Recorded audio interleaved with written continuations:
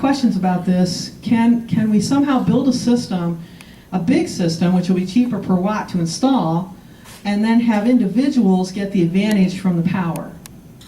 There's a place in Wisconsin, this is a picture of their installation in Wisconsin where they're actually doing this. It's it's called community solar.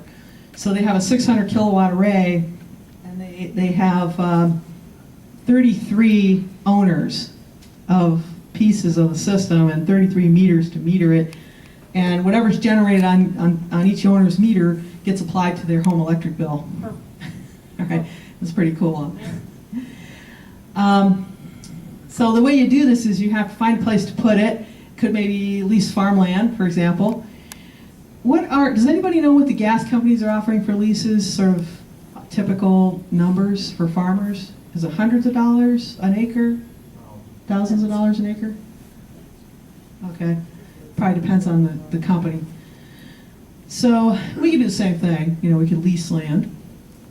Somebody's got to design a system. The tricky part, of course, obtaining financing for the system. So to get the best deal, what you really need is a partner that can finance it and take advantage of all the tax credits, because probably the individuals can't take advantage of all the tax credits. Then you got to build it and figure out a way to get the value of the electricity to the end user. It turns out that in New York, this is really tricky because of various rules that we have in place.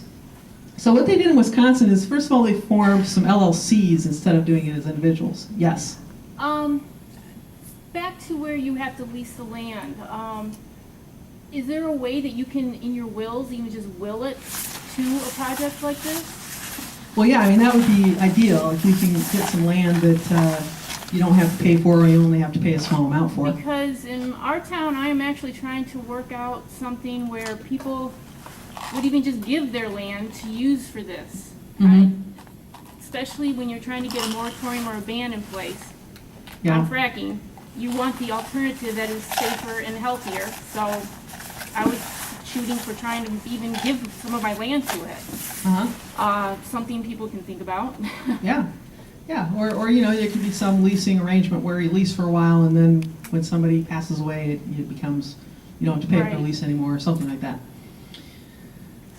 So what they did in Wisconsin, so they formed LLCs. Well, why did they form LLCs? Well, it turns out that the Securities Exchange Commission regulates how many investors, how many unqualified investors you can have in anything.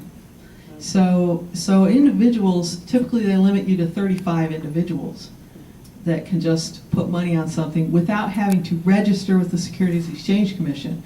Well, registering with the Securities Exchange Commission is a big paperwork process. So it's not impossible, but it's going to add cost and it's going to take a lot of paperwork to do it. So these guys said, well, let's form some LLCs, and then there's individuals that are members of the LLCs. So they didn't have to have as many entities. They could keep it to less than 35, so they didn't have to do all the securities paperwork. And the other thing you have to think about is how do you need cooperation from the utility? If this thing is across town and you want this credit applied to your bill, well, in New York we don't have any really good mechanism of doing that for residents.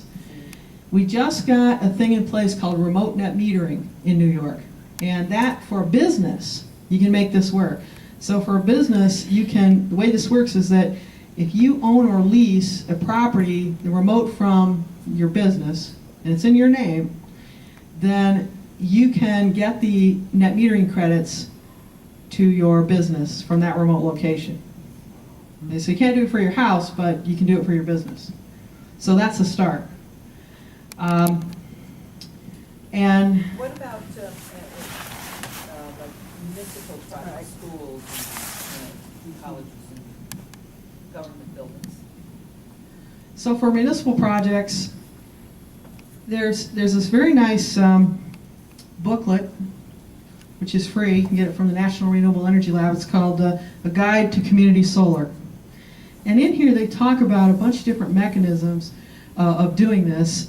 One is for a municipal utility to do it themselves and then defray the costs of their ratepayers by doing that. And that's one way to do it. In fact, the Sacramento Municipal Utility District did that quite a few years ago already.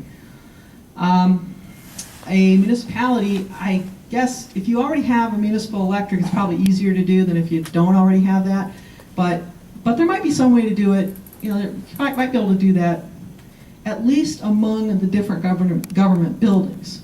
I mean, probably you can do the remote net metering deal. You know, so if you've got a big old building that doesn't have a big load that belongs to the town, you put your solar array on there, and then you want to get the net metering credit to the city hall, which does have a big load, you can probably do that now with remote net metering. Another way to do, so those kinds of things, there's the utility doing it, there's so-called a special project group, which is what Wisconsin here did. There's another way to do it, which is sort of the donor method. You know, like you have a church and you want to have solar on it, and so the members donate money to put it up. That's actually pretty easy to do right now because it's not so expensive anymore. So that's and then there's no worrying about investors and return on investment and that kind of stuff. And then there's a couple other ways that might be possible. And I'm looking into one of these. Let's see if I get this on here. How long have you been working on it? So I've really just started to dig into this. And, you know, there's been a lot of talk about it for a long time, but there's never really been a good mechanism to do it in New York, and there's still not. What inspired you, though, to explore these different options? Because a lot of people asked about it. We can't hear the question for back. So she was asking what led me to start investigating this, and I started investigating it because a lot of people asked about it. I had a lot of inquiries. How can we do this? How can we do a community solar type project where you have a big array that's less expensive that people can buy into it? The wind people have done this before, right? There's you can even buy wind power on your electric bill right now. But the thing is, though, is you can pay your extra money for your wind power, but it doesn't reduce your electric bill. They don't reduce your electric bill by that many kilowatt hours. So essentially, you're just sort of, doing a feel-good thing there. You're supporting renewable energy, but it's not reducing your bill.